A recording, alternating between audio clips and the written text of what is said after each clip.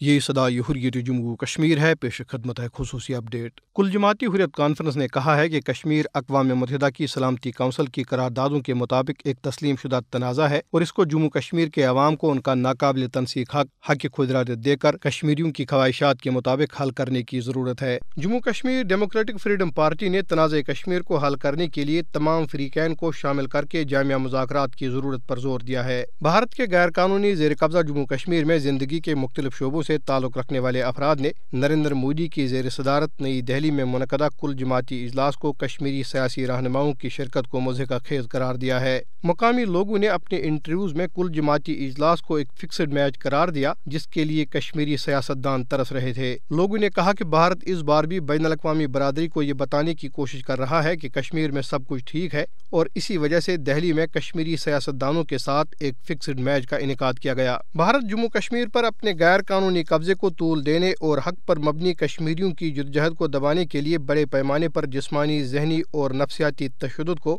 ایک آلے کے طور پر استعمال کر رہا ہے۔ تشدد کے شکار متاثرین کی حمایت کے عالمی دن کے موقع پہ جاری کی گئی ایک رپورٹ میں انکشاف کیا گیا ہے کہ بھارتی فوجیوں نے جنوری 1989 سے اب تک ریاستی دہشت گردی کی جاری کارروائیوں کے دوران 95,800 کشمیریوں کو شہید کیا، جن میں سے 7,177 کو زیر حراست اور جاری مقابلوں میں شہید کیا گیا۔ خصوصی اپڈیٹ ختم ہوا۔ آج کا دن عالمی سطح پر تشدد اور اذیت کے شکار افراد کے ساتھ اظہار یکجہتی کے طور پر منایا جا رہا ہے، جبکہ بھارت کے غیر قانونی زیر تسلط مقبوضہ جموں کشمیر میں ہزاروں کشمیری بھارت کی پرتشدد انسانیت سوز کارروائیوں کے نتیجے میں ذہنی اور جسمانی طور معذور ہو کر عزت ناک زندگی گزارنے پر مجبور ہیں۔ بھارت کشمیریوں کی تحریک آزادی کو دبانے کے لیے ریاستی دہشت گردی، فوجی ظلم و جبر، ذہنی اور جسمانی تشدد کو ایک منظم حربے کے طور پر استعمال کر رہا ہے تاکہ کشمیریوں کو جسمانی، ذہنی اور نفسیاتی طور ایک نہ ختم ہونے والے اذیت میں مبتلا کر کے حق خود ارادت کے مطالبے سے دستبردار ہونے پر مجبور کیا جا سکے۔ بھارت کی قابض فوج نے مقبوضہ جموں کشمیر میں لاتعداد ٹارچر سینٹر قائم کر رکھے ہیں۔ بھارت کی قابض فوج کشمیری خواتین کو بھی ایک جنگی حربے کے طور پر جنسی تشدد کا نشانہ